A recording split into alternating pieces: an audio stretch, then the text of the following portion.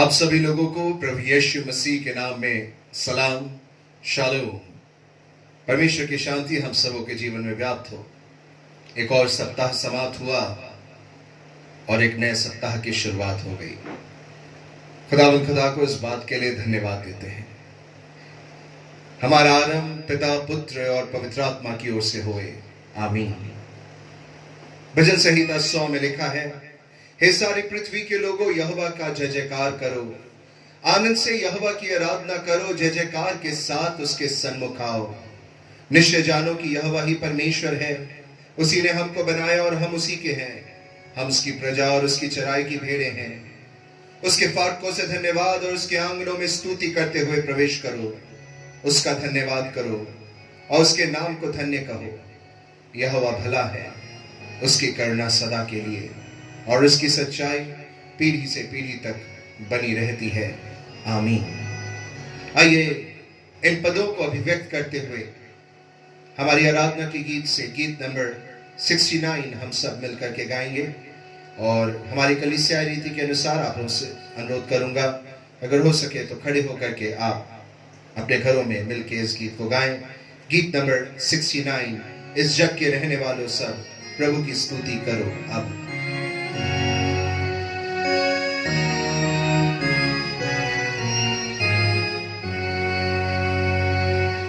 इस जग के रहने वालों सब प्रभु की स्तुति करो, उसका सुनाओ समाचार और करो उसका जय जयकार। यहोवा ईश्वर है सचमुच, उसी ने सृजा है सब कुछ। वह हम भेड़ों का है रखवाला, वह सदा रहता पास आओ उसके आंगनों में, गीत गाते बड़े आनंद से। नित उसके नाम की करो जय, कि यही करना उचित है। हमारा ईश्वर खरा है, दृढ़ उसकी दया रहती है, उसकी सच्चाई रहती ने और सदा रहेगी निश्चित। पिता, पुत्र और आत्मा की हो स्तुति स्वर्ग और जग में भी। जय करे उसकी मानव जात और दूतगण सारे दिन और रात, आमीन।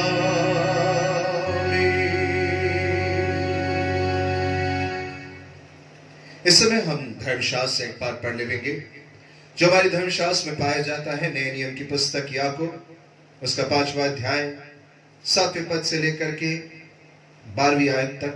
इसे मैं आपके सम्मुख पढ़ देऊंगा। याकूब 5:7 से 12 तक। इसलिए हे भाइयों, प्रभु के आगमन तक धीरज धरो।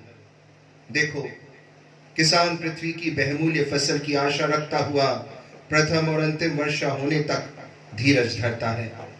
तुम भी धीरज धरो और अपने हृदय को दृढ़ करो, क्योंकि प्रभु का आगमन निकट है। हे भाइयों, एक दूसरे पर दोष न लगाओ, ताकि तुम दोषी ना ठहरो। देखो, हाकिम द्वार पर खड़ा है। हे भाइयों, जिन भविष्यवक्ताओं ने प्रभु के नाम से बातें की, उनको दुख उठाने और धीरज धरने का एक आदर्श समझो। देखो, हम धीरज धरने वालों को धन्य कहते हैं। तुमने अय्यूब के धीरज के विषय में तो सुना ही है, अब प्रभु की ओर से जो उसका प्रतिफल हुआ उसे भी जान लिया है, जिसे प्रभु की अत्यंत करुणा और दया प्रकट होती है। पर हे भाइयों, सबसे श्रेष्ठ बात यह है कि शपथ ना खाना, न स्वर्ग की, न पृथ्वी की, न किसी और वस्तु की, पर तुम्हारी बातचीत हाँ की हाँ और नहीं कि नहीं हो कि तुम दंड के योग्य ना ठहरो। परमेश्वर अपने वचन के इस पढ़े और सुने जाने पर हम में से प्रत्येक को आशीष देवे। आइए बीते सप्ताह की समस्त बातों के लिए खुदा को धन्यवाद देंगे।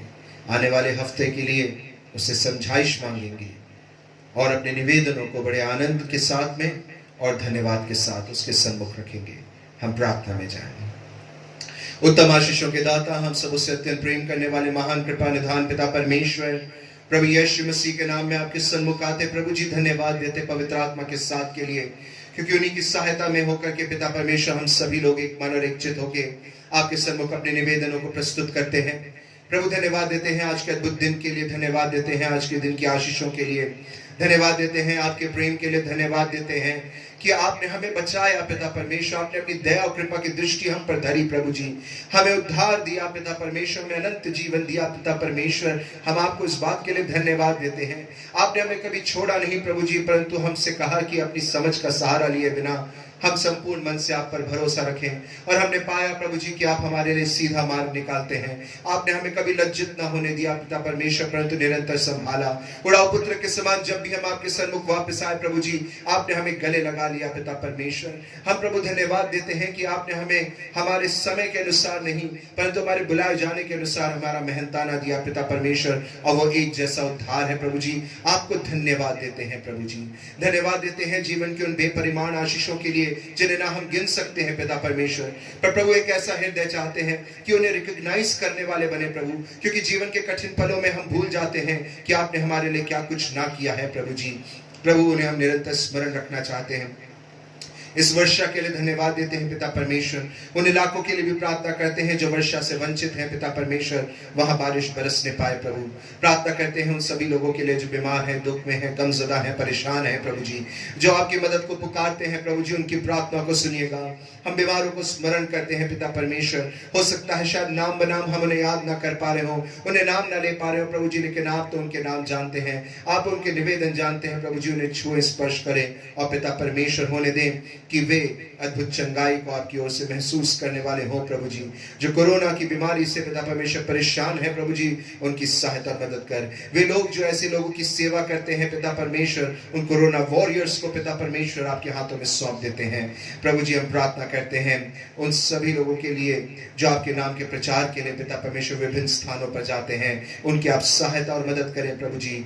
हम उनके साथ में होए पिता परमेश्वर। हम उनके लिए प्रार्थना करते हैं और आपसे विनती करते हैं कि पिता परमेश्वर अपनी ज्ञान और बुद्धि से नवाजना प्रभु जी। वे झूठे भविष्यवक्ता या हम झूठे भविष्यवक्ता, झूठे शिक्षक ना हो, परंतु सही शिक्षा और मसीह की शिक्षा में और अपने रिश्ते को आप में मजबूत बना करके रखने वाले हों। हम नित्य अपनी कलीसियाओं में अपने उन जवानों के लिए, उन बुजुर्गों के लिए, उन भटके हों के लिए प्रार्थना करने वाले हों। अपनी कलीसिया के बुजुर्गों के लिए धन्यवाद देते हैं प्रभु जी। हमारी कलीसिया को आपने आशीषित रखा है, आशीष के कारणों को पिता परमेश्वर हमारे मध्य में रखा है।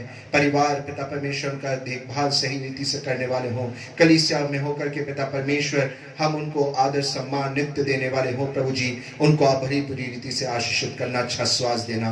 प्रार्थना करते हैं पढ़ने वाले जवानों के लिए, नौकरी खोजने वाले जवानों के लिए पिता परमेश्वर, नए शादीशुदा जोड़ों के लिए पिता परमेश्वर, निसंतान लोगों के लिए प्रार्थना करते हैं पिता परमेश्वर। उन समस्त लोगों के लिए जो अपने जीवन में अनेक प्रकार की समस्याओं संकटों से गुजरते हैं प्रभु, हम में से इन में से हर एक प्रत्येक लोगों की आप सुधि लें पिता परमेश्वर।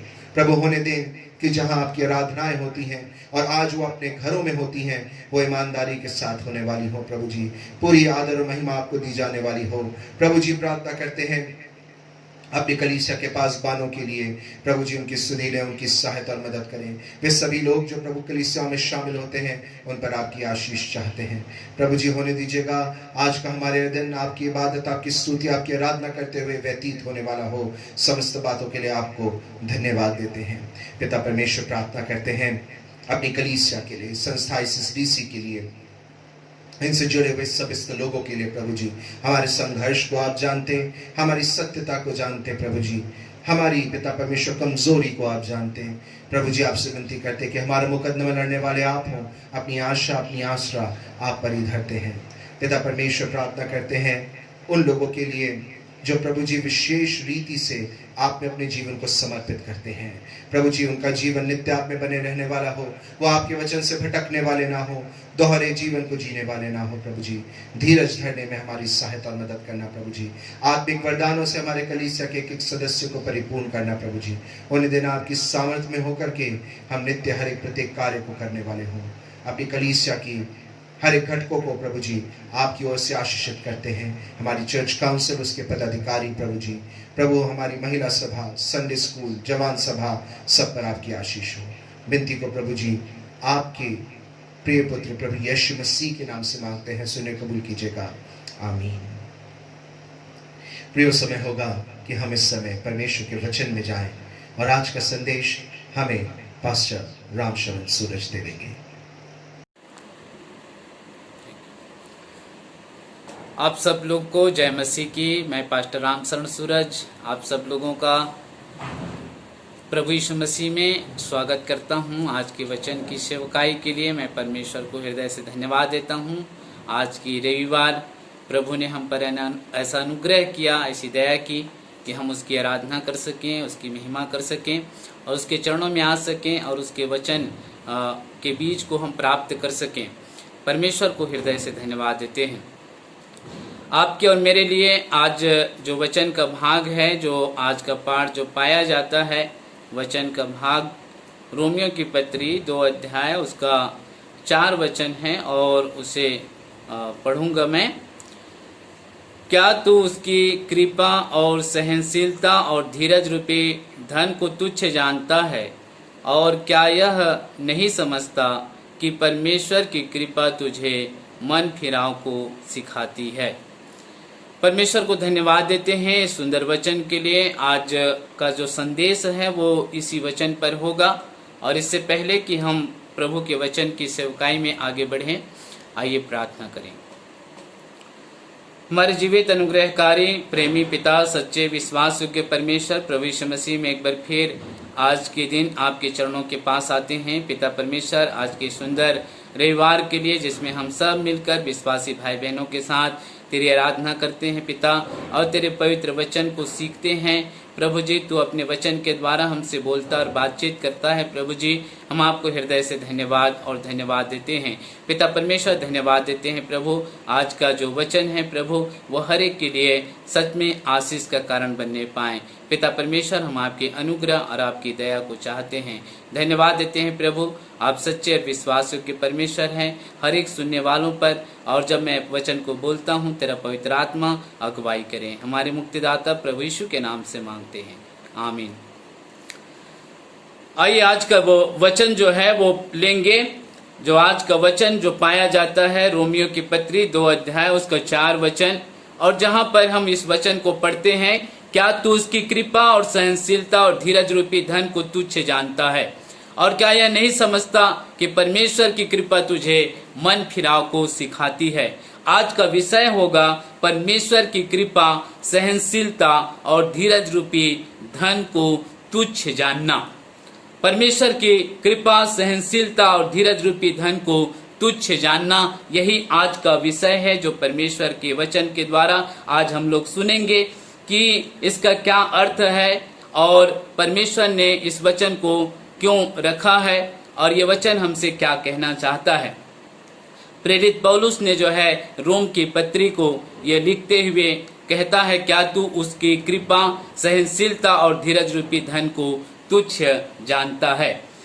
यहाँ पर हम लोग देखते हैं परमेश्वर के विषय में जो बात कही गई है वो ये है कि परमेश्वर जो है कृपालु है, परमेश्वर धीरजवंत है और परमेश्वर जो है वो सहनशील है। गिनती की पुस्तक और निर्गमन की पुस्तक में यदि हम लोग जाएंगे तो वहां पर हम परमेश्वर के वचन को प्राप्त करते हैं, जहां पर परमेश्वर के विषय में लिखा है कि परमेश्वर जो है वो अत्यंत धीरजवंत है, सहनशील है, क्षमा करने वाला है। ये वचन हमको वहां पर मिलता है। यहाँ पर हम लोग ये देख रहे हैं कि परमेश्वर जो है वो धैर्य रखता है, वो धीरजवंत है, और ये धीरज रूपी धन जो है परमेश्वर का हमें मन फिराव को सिखाती है।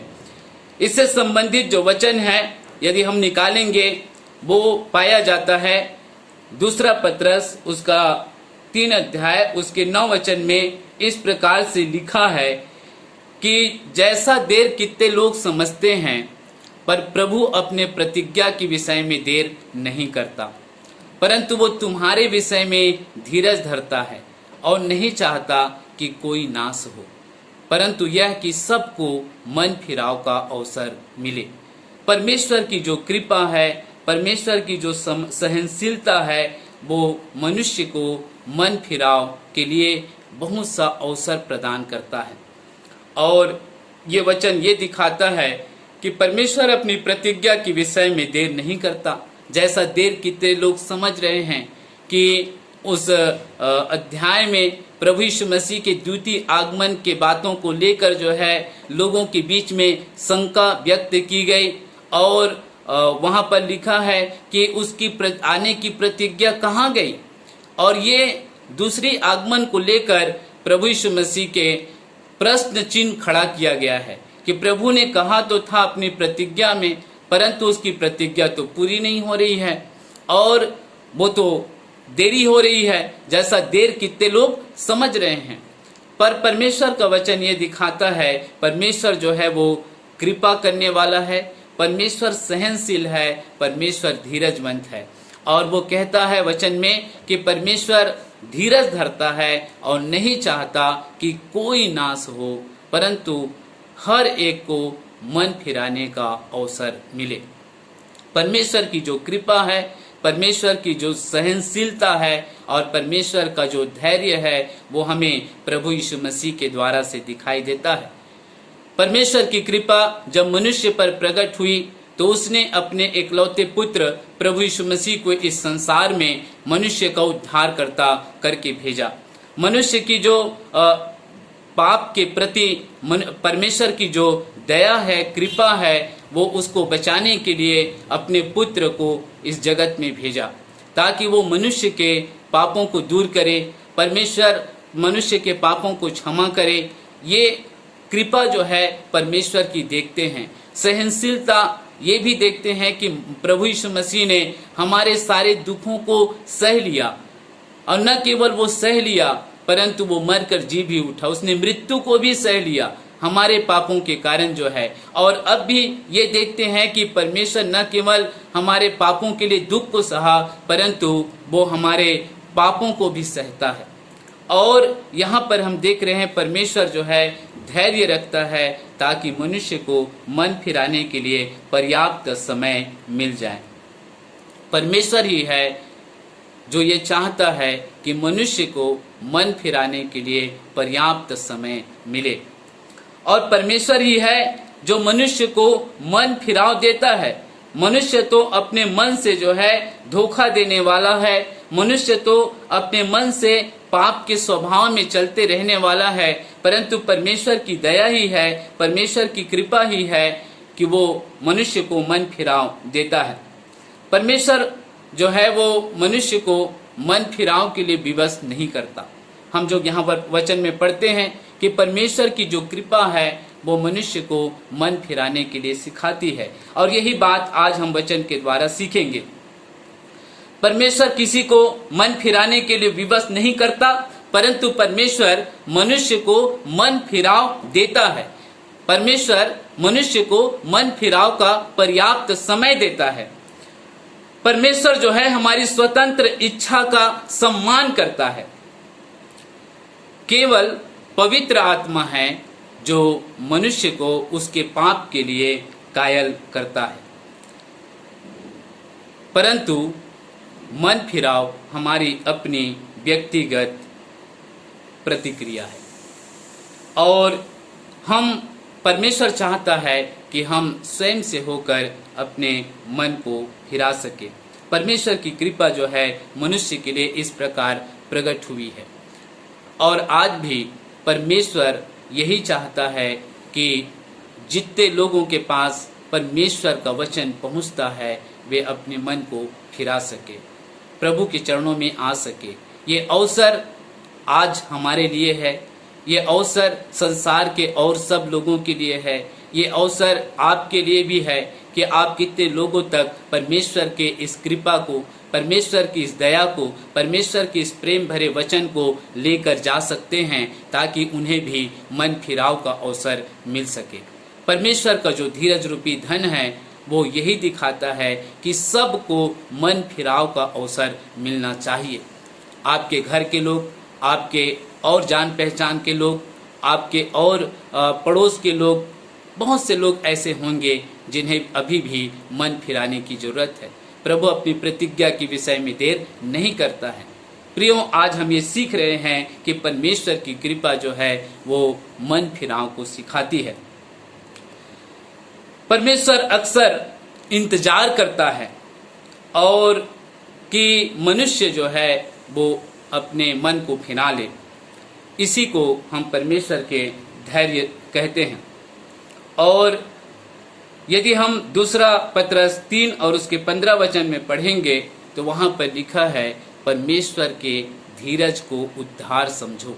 परमेश्वर का जो धैर्य रूपी धन है वो हमारे लिए उद्धार है।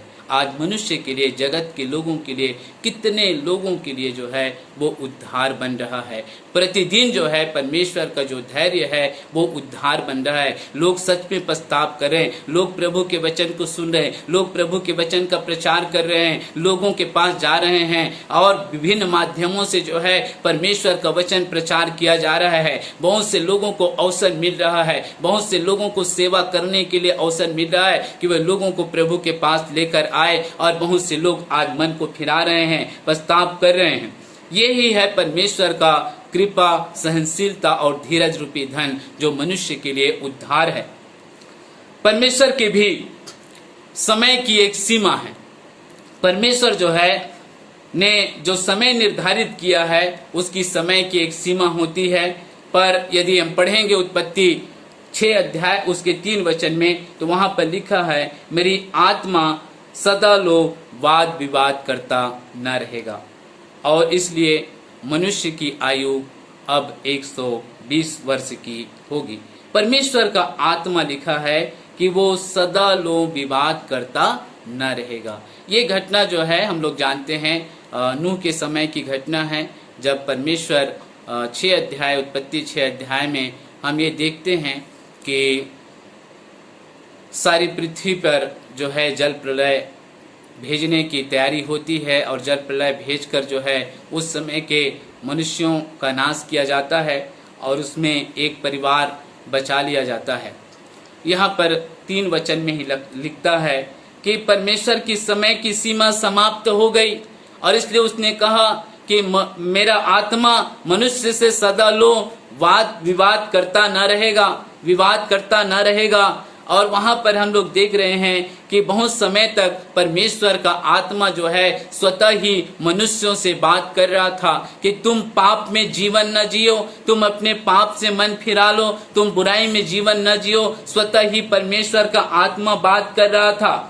और उसके बाद भी जब परमेश्वर ने ये प्लान बनाया, योजना बनाई कि सारी सृष्टि का जो है सब मनुष्यों का अंत किया जाए, और तब उसने जब नूह को चुना और नूह को जब ये योजना बताई कि तू एक जहाज बना ले, तब वहां पर हम लोग देखते हैं कि उसके बाद भी 100 साल तक जो है परमेश्वर और ठहरा रहा। यदि पढ़ेंगे पहला पत्रस 3 और उसके 20 वचन, परमेश्वर का जो धीरज जो है वहां पर दिखता है कि परमेश्वर के दास मूसा एक जहाज को बना रहा था जिसमें बैठकर थोड़े प्राणी अर्थात 8 प्राणी जो है वो पानी के द्वारा बच गए।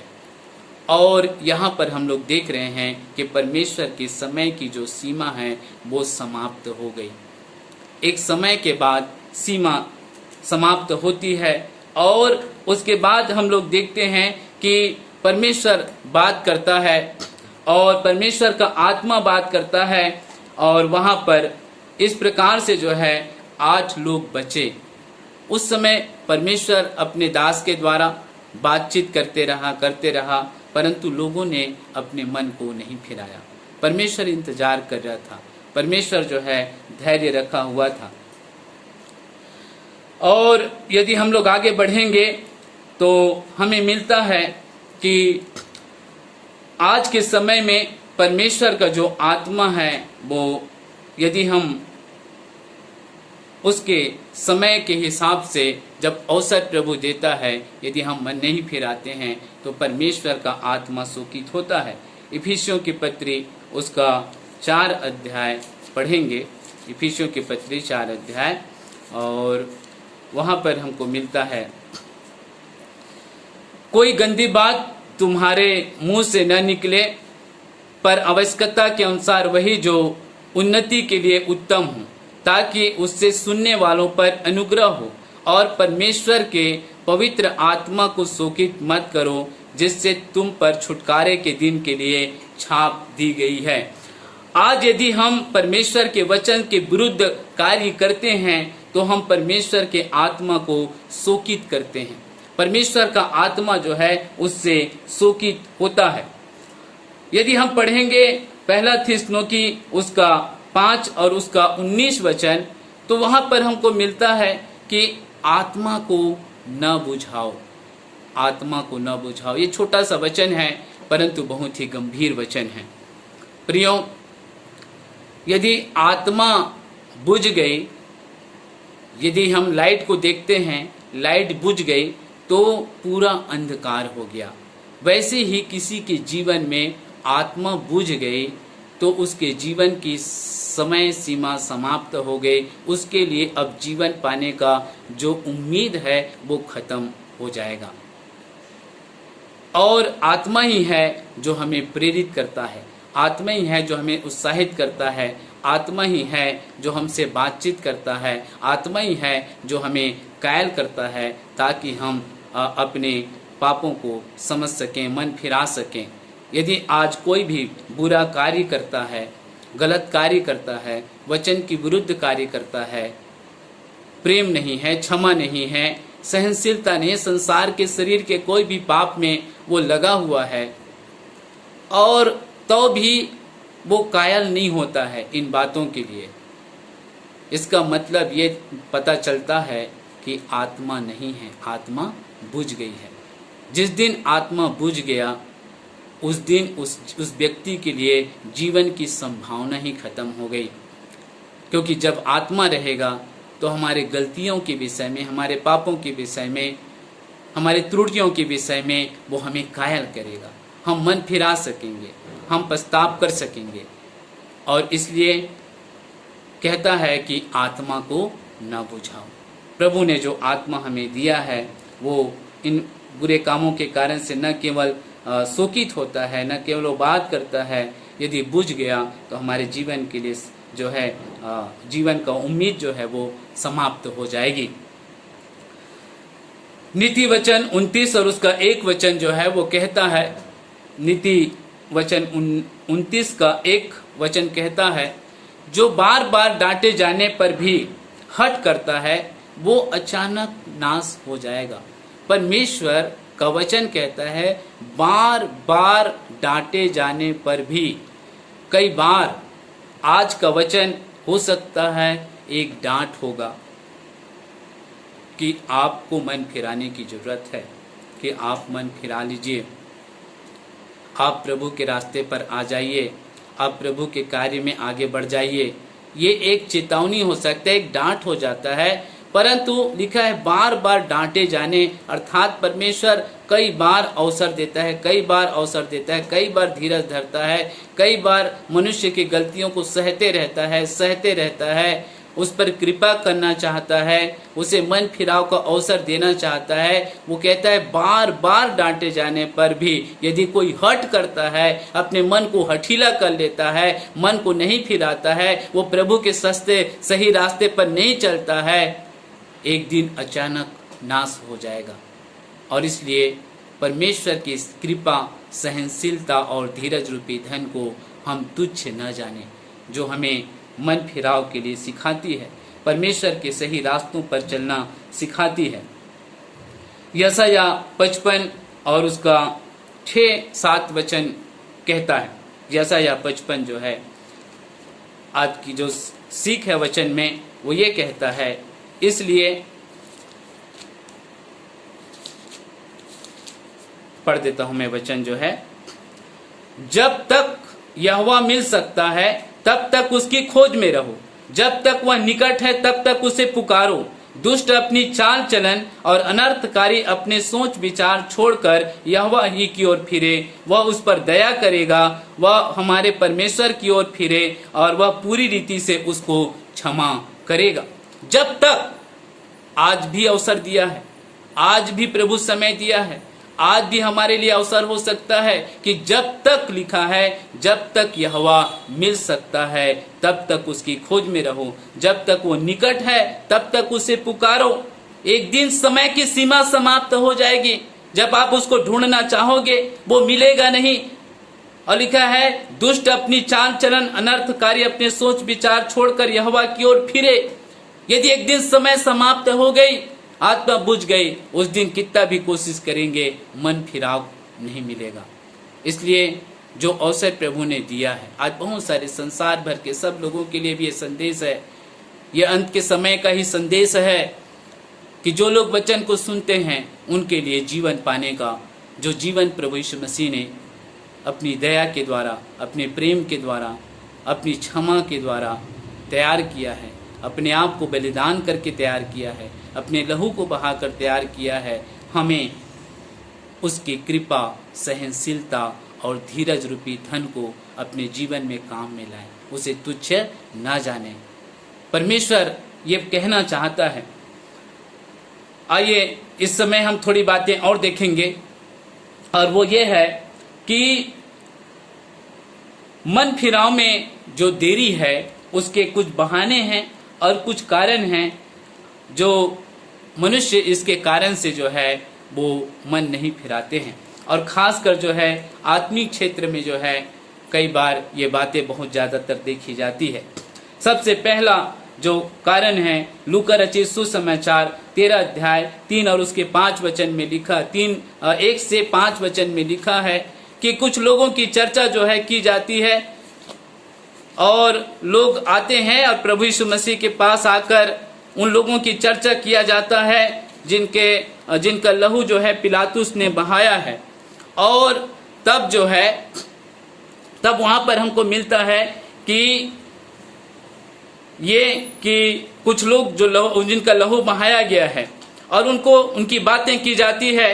तब यहाँ पर हम मिलता है, यीशु मसीह ने सुनकर उनको उत्तर दिया कि क्या तुम समझते हो कि गलीली और सब गलीलियों से पापी थे कि उन पर ऐसी विपत्ति पड़ी?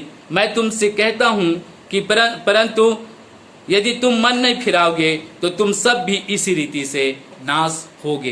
पहला जो बहाना मनुष्य का है वो है, मेरे पाप दूसरों से ज्यादा बड़ा नहीं है। ये बहुत ही रूप से कई लोगों के द्वारा दिया जाता है, मेरे पाप इतने ज्यादा बुरे नहीं हैं, इतने ज्यादा बड़े नहीं हैं, दूसरों से ज्यादा मेरे पाप बड़े नहीं हैं। ये बहाना जो है वहां पर मिलता है। यीशु मसीह ने कहा कि वो जिनका लहू बहाया गया वो गलीली ज्यादा पापी थे, इसलिए वे जो है नाश किए गए। पर बोले नहीं, तुम भी यदि मन नहीं फिराओगे तो नाश होगे। प्राकृतिक कारण से जो है कुछ लोगों के ऊपर जो है गुम्बद गिरा, सिलो के गुम्बद जो है वो गिरा और वे 18 लोग दबकर उसमें मर गए। और तब जो है यीशु ने कहा कि क्या वे लोग ज्यादा पापी थे? क्या वो लोग अधिक पापी थे? यरूशलेम के और रहने वालों से अधिक अपराधी थे कि उनके ऊपर ऐसी विपत्ति पड़ी? बोले नहीं, परंतु यदि तुम मन न फिराओगे तो तुम सब भी इस रीति से नष्ट होगे। प्रियो, आज का जो विषय है वो है परमेश्वर की सहनशीलता, कृपा और धीरज रूपी धन हमें मन फिराव को समझाती है, सिखाती है कि हम परमेश्वर के चरणों में आ सकें। बहाना नहीं चलेगा और पाप होते हैं और बहुत से लोगों का ये बहाना होता है कि मेरे पाप इतने बड़े नहीं हैं। दूसरा जो बहाना है वो ये है कि वो भी बहुत आज के समय में बहुत चल रहा है, वो है परमेश्वर ने मुझे पहले भी इस पाप का दंड नहीं दिया। सबोपदेशक उसका 8 अध्याय और उसके 11 और 12 वचन पढ़ते हैं। सबोपदेशक 8 अध्याय उसके 11 और 12 वचन जो है, कुछ ऐसे कारण ही हैं। लिखा है, बुरे काम के दंड की आज्ञा फुर्ती से नहीं दी जाती, इस कारण मनुष्यों का मन बुरा काम करने की इच्छा से भरा रहता है। ये है दूसरा कारण जो मनुष्य मन फिराने में देरी करता है या मन फिराकर प्रभु के पास नहीं आता है। और ये भी ऐसे बहाने हैं जो, और यह कारण हैं जो लोगों के जीवन में पाई जाती है। मैं तो ऐसा गलती या पाप पहले भी किया हूँ, इसका तो दंड मुझको नहीं मिला, अब भी करते रहूँगा तो कोई, या परमेश्वर को मेरी इस गलती से ज़्यादा अंतर नहीं पड़ता है। नहीं तो यदि मेरे पाप जो है ईश्वर की दृष्टि में ये गलतियाँ जो है यदि दंड के लायक रहता तो जरूर इसका मुझको दंड मिलता, और मुझको तो मैंने ऐसा किया गलत तो पर मुझको दंड नहीं मिला, तो इससे मन फिराने की जरूरत नहीं है। अपन ऐसे चलते रहते हैं, मतलब इस पाप में ऐसी बने रहते हैं। ऐसे भी लोगों के बहाने हैं, क्योंकि बुरे काम का दंड क्या नहीं दिया जाता है, फुर्ती से नहीं दिया जाता है।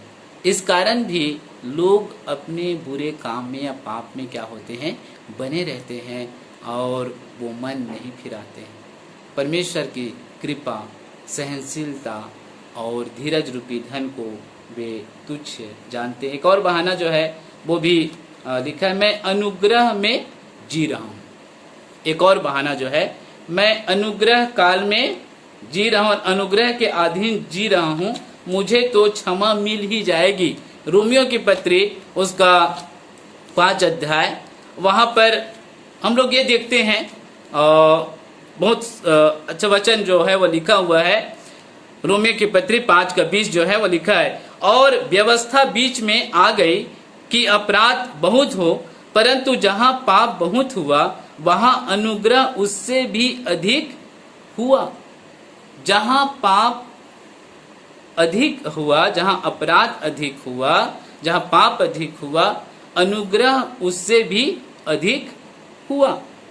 और यहाँ पर हम लोग देख रहे हैं कि ज़्यादा अधिक पाप अधिक अनुग्रह, अर्थात हम अनुग्रह के अधीन में जी रहे हैं तो पाप अधिक होगा तो अनुग्रह भी अधिक होगा, तो क्षमा तो मिल जाएगी। इसलिए मनुष्य जो है वो अनुग्रह का बहाना करके जो है वो अपने पाप से मन नहीं फिराता है। ये जो है सोच और विचार जो है आज मिलती है। परमेश्वर का अनुग्रह जो प्रभु यीशु मसीह के द्वारा, प्रभु यीशु मसीह के लहू के द्वारा मिला है, वो पाप करने के लिए बहाना नहीं है, परंतु प्रभु का अनुग्रह हमारे लिए छुटकारा है, जिसके द्वारा हमें पापों की क्षमा और छुटकारा प्राप्त होती है। प्रियो, आज हम लोग देख रहे हैं कि परमेश्वर की जो कृपा है, परमेश्वर की सहनशीलता है, आज न केवल कलीसिया के लोगों के लिए परंतु सारे संसार भर के लोगों के लिए धीरज रूपी जो धन है वो मन फिराव को सिखाती है कि हम इसे तुच्छ न जाने, मन फिराएं, प्रभु के चरणों में आए, प्रभु के लिए योग्य जीवन जिए। जो अवसर प्रभु ने हमें दिया है अपने जीवन में, हम प्रभु के रास्ते पर ठीक चलें, और जो अवसर प्रभु ने दिया है बहुत से लोगों के लिए आपको और मुझको मन फिराने का कारण बनना है, माध्यम बनना है। ये अवसर सेवकों को, कलीसिया के लोगों को प्रभु बहुत से अवसर दिया है ताकि वे माध्यम बने, ताकि इस वचन के द्वारा से, इन वचनों के द्वारा से वे बहुत से लोग मन फिराव को प्राप्त कर सके। परमेश्वर की कृपा और सहनशीलता और धीरज रूपी धन हम सब कलीसिया के लोगों के लिए, हर एक सुनने वालों के लिए उद्धार और आशीष बने। हम परमेश्वर की कृपा, सहनशीलता और धीरज रूपी धन को तुच्छ न जाने। परमेश्वर आप सबको प्रभु यीशु मसीह में आशीष दे। Thank you.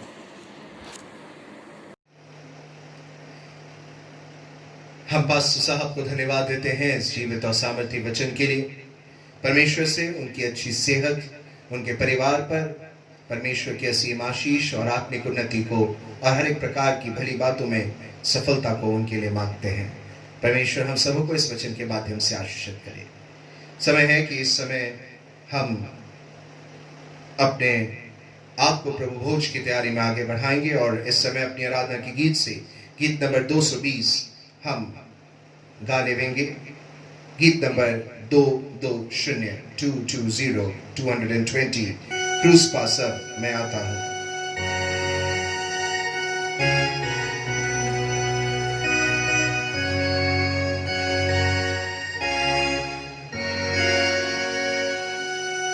क्रूस पासर मैं आता हूं, उसमें आश्रय पाता हूं। हुआ जा बलिदान जिससे होता मेरा त्राण। क्रूस में रखता तुझ पर रास, आता हूं मैं कलवरी पास। क्रूस की आशीष मुझे दे और मुझे बचा तू ले। मैं एक अधम पापी था, अपने कर्म से दुखी था। प्राण का खोजता था उपाय, जानता था ना सत्सहाय। क्रूस में रखता तुझ पर आस, आता हूं मैं कलवरी पास। क्रूस की आशीष मुझे दे और मुझे बचा तू ले। यीशु तू है मेरा नाम, था मेरे तू मेरा हार। केवल तू ही प्राणाधार, तुझी से मिलता उद्धार।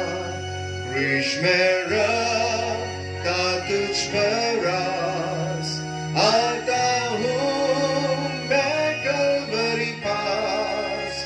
क्रूस की आशीष मुझे दे और मुझे बचा तू ले।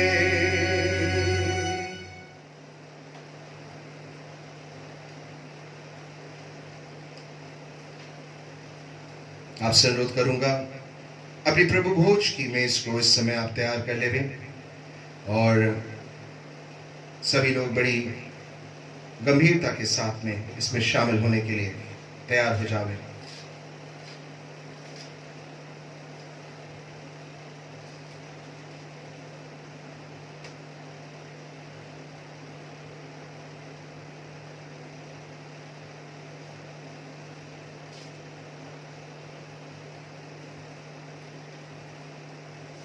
मरकुस रचित सुसमाचार की पुस्तक उसका 14वां अध्याय और उसकी 22 पद से लेकर के 26वीं आयत तक। जब वे खा ही रहे थे, उसने रोटी ली और आशीष मांग करके तोड़ी और उन्हें दी और कहा, लो यह मेरी देह है। फिर उसने कटोरा लेकर धन्यवाद दिया और उन्होंने दिया और सबने उसमें से पिया। और उसने उनसे कहा, यह वाचा का मेरा वह लहू है जो बहुतों के लिए बहाया जाता है। मैं तुमसे सच कहता हूं कि दाख का रस उस दिन तक फिर कभी ना पीऊंगा जब तक परमेश्वर के राज में ना पीऊं। फिर वे भजन गाकर बाहर जैतून पहाड़ पर गए। आज प्रभु भोज की मेज में जब मैं और आप सम्मिलित होते हैं, हम स्मरण करते हैं प्रभु यीशु मसीह का उनके चेलों के साथ बैठना। डॉक्ट्राइनल बहुतेरी बातें सामने आती हैं। कई लोग दाखरस को, किशमिश को उबाल करके बनाते हैं। कुछ लोग रेड वाइन के समान वस्तु को ग्रहण करते हैं। और कई बार हम पाते हैं कि कुछ लोग जूस को लेते हैं।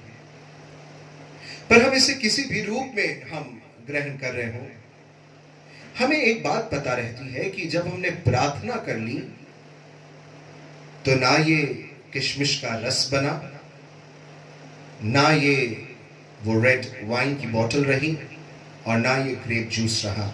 पर हम ये मानते हैं कि ये प्रभु यीशु मसीह की लहू का प्रतीक हो गया है।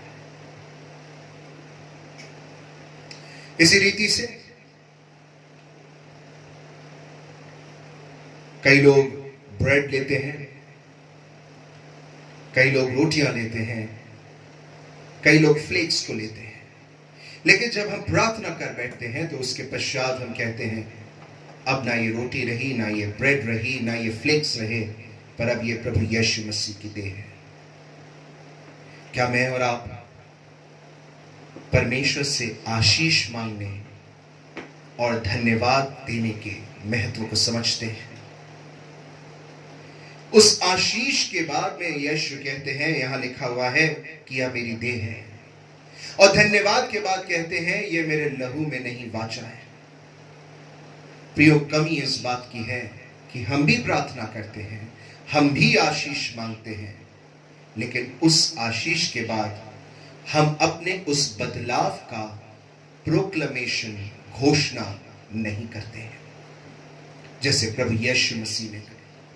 जब हम प्रार्थना करते हैं कि प्रभु मुझसे बुराइयां दूर हो, मेरे पाप दूर हो, मेरी कपट दूर हो, मेरा झूठ दूर हो, मेरा व्यभिचार दूर हो, मेरी बुराई करने की आदत दूर हो, मेरा छल दूर हो, उसके बाद आमीन कहने के बाद क्या मैं कहते हैं कि अब मैं प्रभु में नई सृष्टि हूं, या हम उसी पुराने ढरले में कंटिन्यू करते रहते हैं? यीशु ने तो प्रार्थना के बाद कह दिया ये मेरी देह है, ये मेरा लहू है। क्या प्रार्थना के बाद मैं और आप भी अपने बदलाव की घोषणा करते हैं कि नहीं? आइए इस विचार के साथ में इस प्रभु भोज में मैं और आप प्रवेश करें कि ये प्रभु भोज की विधि और इसमें प्रार्थना मांगना मेरे और आपके जीवन के बदलाव की घोषणा का समय बन जाए। आइए प्रार्थना करें।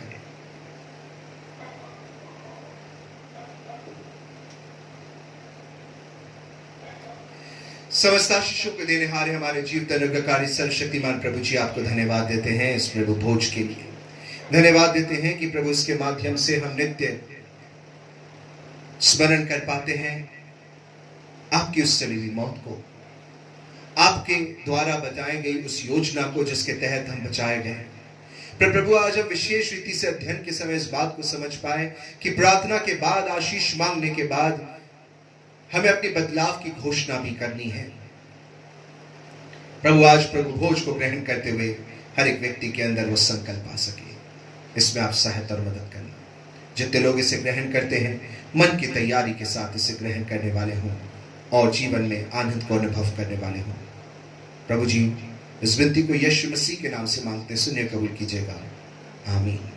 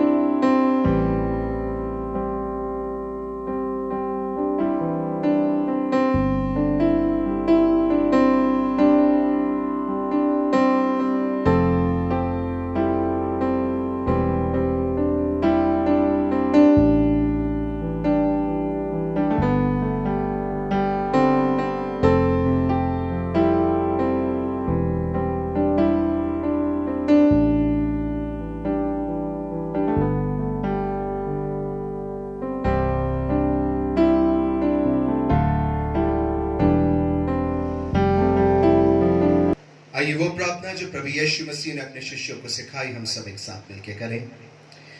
हे हमारे पिता, आप जो स्वर्ग में हैं, आपका नाम पवित्र माना जाए, आपका राज्य आवे, आपकी इच्छा जैसे स्वर्ग में पूरी होती है वैसे इस पृथ्वी पर भी पूरी हो। हमारे दिन भर की रोटी आज हमें दीजिए, और जैसे हमने अपने अपराधियों को क्षमा किया है वैसे आप हमारे अपराधों को क्षमा करें, और हमें परीक्षा में न लाएं बल्कि बुराई से बचाएं, क्योंकि राज, पराक्रम और महिमा सदा आपकी है। आमीन। आज भेंट के समय बड़े आनंद के अनेक विषय हैं, और मैं आपके साथ बांटते हुए आपसे आग्रह करता हूं कि अपनी भेंटों को आप एकत्रित कर लेवें। सर्वप्रथम कलीसिया के समस्त लोगों को धन्यवाद देता हूं, जिनमें से अधिकतर लोगों ने अपने कलीसियाई जीवन के एक नए अध्याय का अनुभव इस वर्ष किया।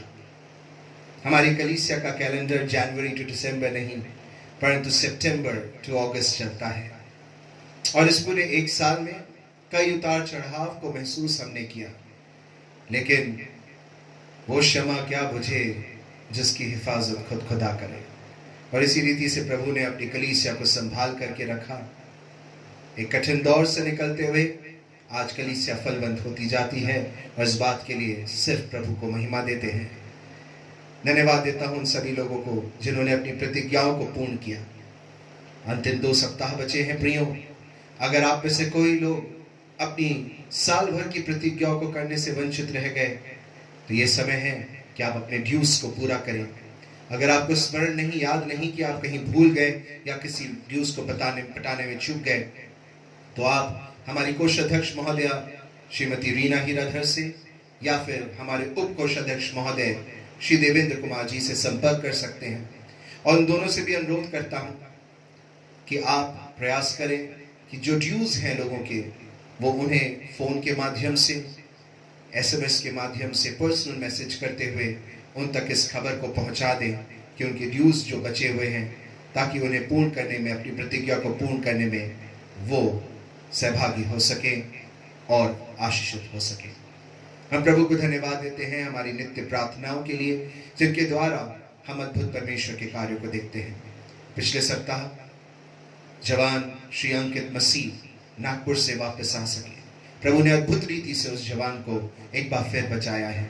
मेरी और आपकी प्रार्थनाओं की उसको नित्य जरूरत है, उसकी प्रार्थना को नित्य जरूरत है। प्रार्थनाओं को थमने ना दें।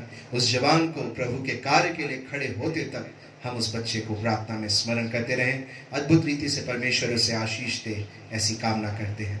हम सीनियर लदेर नानी के लिए भी धन्यवाद देते हैं, जो पिछले सप्ताह अपने घर वापस आ सकी। प्रभु को धन्यवाद देते हैं उनके लिए, और प्रार्थना करते हैं कि परमेश्वर उन्हें स्वस्थ रखे, आशीषित रखे। कलीसिया के बुजुर्गों को भी स्मरण करते हैं, और उनके लिए भी अनुरोध करता हूं कि उन्हें प्रार्थना में नित्य स्मरण रखें। उन्हें हमारे स्नेह की, हमारी प्रार्थनाओं की जरूरत है।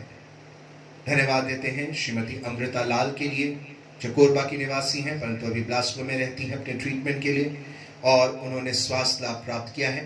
एक बार फिर से वो कोरबा गई हैं, परंतु अपने ट्रीटमेंट के लिए वो यहाँ आती हैं। मैं आपसे अनुरोध करता हूँ उनको प्रार्थना में नित्य स्मरण रखें, ताकि वो पूर्ण चंगाई को प्राप्त करें। एक अद्भुत रीति से परमेश्वर ने उन्हें एक बड़ी बीमारी से बचाया है, उसके लिए खुदा का धन्यवाद देते हैं। और भी बहुत सारे बीमार लोग हैं जिनके लिए हमें प्रार्थना करने की जरूरत है। एक गवाही है जो हमारी भेंट की प्रार्थना के बाद आपको दिखाई जाएगी। हमारे विश्ववाणी में कार्य करने वाले हमारे पास्टर हैरल जी जो हैं, उनकी धर्मपत्नी ने भी चंगाई प्राप्त करी, जिनके लिए हम नित्य प्रार्थना कर रहे थे। और कलीसिया के लोगों के प्रति धन्यवाद प्रेषित करते हुए उन्होंने अपनी गवाही को हमारे संग बांटा है। इस प्रार्थना के पश्चात आप उस गवाही को भी जरूर सुन सकेंगे। प्रार्थना निवेदन है 2 ऐसे भाइयों के लिए जो हमारे संपर्क में आए हैं। सबसे पहले मैं आपसे अनुरोध करता हूं कि भाई वुली डैनियल के लिए हम प्रार्थना करें। मेरे पिता के वो कज़न हैं और उन्हें कैंसर डिटेक्ट हुआ है। परमेश्वर अद्भुत रीति से उन्हें चंगाई बख्श दे, ऐसी हम प्रार्थना करते हैं। ब्रदर एरिक के लिए हम चाहते हैं कि आप प्रार्थना करें, जो कहाँ रहते हैं, ग्वालियर के निवासी हैं, और परमेश्वर उन्हें भी चंगाई बख्श दे। प्रार्थना में पास्टर रामचंद्र सूरज को स्मरण रखिए, उनके हाथों में तकलीफ है। हम प्रार्थना करें कि भाई को परमेश्वर अद्भुत रीति से चंगाई देवे। उनके लिए हम अपनी व्यक्तिगत प्रार्थनाओं में, अपनी पारिवारिक प्रार्थनाओं में भी उन्हें स्मरण रखें, ताकि परमेश्वर उन्हें अद्भुत रीति से चंगाई दे और उनके हाथों की तकलीफ जो है वो यीशु नाम में दूर हो जाए। रंताए परिवार को भी हम स्मरण करें, जिन्होंने अपनी माता को और रंताए नाने ने अपनी धर्मपत्नी को कल के दिन में खो दिया। हम प्रार्थना करते हैं कि उस परिवार को वो शांति जो हमारी समझ से परे है जरूर मिले। अगर आप ऐसे किसी व्यक्ति को जानते हैं जिनको प्रार्थनाओं की जरूरत है, जरूर हमारे संग उसे बांटें, ताकि हम कलीसिया के व्हाट्सएप ग्रुप और मैसेज ग्रुप में इस बात को बांट सके और उनके लिए नित्य प्रार्थनाएं की जा सके। हम प्रभु को धन्यवाद देते हैं भाई अग्रवाल के लिए, जिनके लिए हम नित्य प्रार्थना करते रहे और वो पूर्ण रीति से स्वस्थ हो चुके हैं, और प्रभु को अपना धन्यवाद प्रेषित करते हैं। आप सबों को इन बातों के लिए धन्यवाद। आइए इन भेंटों के लिए परमेश्वर से आशीष मांगे और प्रार्थना में अगुवाई इस समय श्रीमती किरण सैम्पल करेंगी। दुआ करें। धन्यवाद धन्यवाद धन्यवाद खुदा बाप, इस समय हम आपके करीब आते हैं और आज के सुंदर दिन के लिए आपको धन्यवाद देते हैं। प्यारे प्रभु जी, आपने हमारे जीवन में एक नया दिन जोड़ा खुदा बाप। हम तो इस योग्य नहीं थे, किंतु आपने हमें इस योग्य समझा प्रभु जी, इसके लिए आपको धन्यवाद देती हूँ मैं खुदा बाप। इस समय जबकि महामारी का समय है खुदा बाप, आप जान रहे हैं खुदा बाप, कोरोना वायरस फैला हुआ है और हम अपने अपने घरों में बैठ के आपकी महिमा स्तुति कर रहे हैं, और वो माध्यम है ऑनलाइन का खुदा बाप, उसके लिए आपको धन्यवाद देते हैं। और हमें पूरा विश्वास है प्यारे परमेश्वर कि वो दिन बहुत जल्दी आने वाला है जब आप इस बीमारी को हमारे बीच से हटाएंगे और हम एक बार फिर से आपके आराधनालय में, आपके भवन में एक साथ महिमा स्तुति आपका जय जयकार करने के लिए उपस्थित हो सकेंगे। प्यारे प्रभु जी, जो इस बीमारी से त्रस्त हैं खुदा बाप, आप उनकी भी सुधि लीजिए और उन्हें भी चंगाई दीजिए खुदा बाप।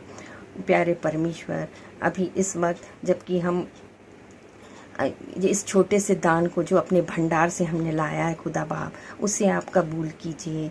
इसके द्वारा आपके भले और अच्छे कार्यों में आपके नाम में खर्च होने वाला हो सके, और जिस भंडार से हमें ये मिला है खुदा बाप, उसे सदा भरा पूरा रखिए। अब क्या मांगू प्यारे परमेश्वर, आप जानते हैं हमें किन किन बातों की कमी घटी है। बाकी के समय को और हम सबको आपके हवाले करते हुए इस विनती को आपके प्यारे बेटे यीशु मसीह के पवित्र और मीठे नाम में हम मांग लेते हैं, आमीन। आप सभी को जय मसीह की। मैं परमेश्वर पिता का धन्यवाद करना चाहती हूँ कि परमेश्वर ने अद्भुत रीति से मेरे जीवन में कार्य को किया है। एक अद्भुत चमत्कार मेरे जीवन में हुआ है। मैं परमेश्वर पिता का धन्यवाद करती हूँ कि परमेश्वर पिता ने मुझे मृत्यु शैया से उठाकर नया जीवन दिया है। धन्यवाद करती हूँ परमेश्वर पिता का कि आप परमेश्वर ने मुझे मृत्यु से बचाया है। मेरे परमेश्वर पिता का धन्यवाद करती हूँ, और धन्यवाद करती हूँ आप सभी लोगों का भी, कलीसियाओं का और पादरी साहब का, और बहुत सारे लोग हैं जिन्होंने मेरे लिए प्रार्थनाएं की। अपनी व्यक्तिगत प्रार्थनाओं में, कलीसियाई प्रार्थनाओं में मुझे याद रखा। मैं आप सभी का धन्यवाद करती हूँ, और धन्यवाद करती हूँ कि फाइनेंशियल प्रॉब्लम थी और आप लोगों ने इसके लिए भी सहायता करी कि मेरा अच्छे से इलाज हो नहीं पाया। डॉक्टरों ने कह दिया था कि मैं नहीं बचूंगी, पर मैं उस पर जीवित परमेश्वर पिता का धन्यवाद करती हूँ कि परमेश्वर ने मुझे नया जीवन दान दिया। और फिर से मैं एक बार आप सभी का धन्यवाद करती हूँ कि जिन्होंने मेरी सहायता करी। हर एक बातों के लिए धन्यवाद करती हूँ, धन्यवाद देती हूँ, और आप सभी को जय मसीह की। Thank you. आप समस्त लोगों को हमारे संग शामिल होने के लिए धन्यवाद। आइए आज की आराधना को समाप्त करते हैं। प्रभु की आशीष इस समय हम ग्रहण करेंगे। अपने स्थानों पर खड़े हो जाएं और आशीष ग्रहण करें। और अब जो हमें ठोकर खाने से बचा सकते हैं, उस अद्वैत सर्वशक्तिमान पिता परमेश्वर का प्रेम, प्रभु यीशु मसीह का अनुग्रह और पवित्र आत्मा की शांति और सहभागिता हम समस्त विश्वासियों के साथ अब से लेकर सदा तक बनी रहे, आमीन। आप सबों को जय मसीह की। सलाम, धन्यवाद जो आप हमारे संग शामिल हुए। Praise the Lord.